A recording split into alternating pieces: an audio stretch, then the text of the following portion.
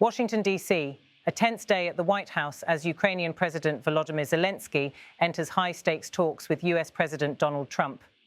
Backed by European leaders, Zelensky faces the prospect of a meeting that could shape Ukraine's survival and the future of Europe. Zelensky's journey to Washington comes after weeks of lobbying in Kyiv and Europe. Here in Kyiv, he framed Ukraine's struggle not just as a national fight, but a test of international law and collective security. In Strasbourg, Zelensky secured visible support from European allies.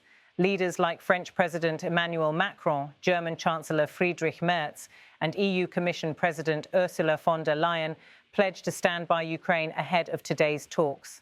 In Berlin, Merz underscored Europe's united front, but concerns remain that Trump, emboldened by his Alaska summit with Vladimir Putin, could push Kyiv into territorial concessions.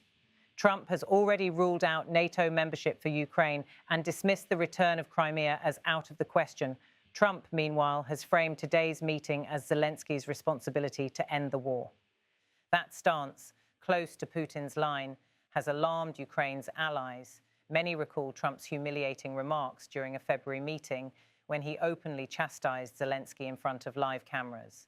That memory lingers as the Ukrainian president now walks into another difficult encounter.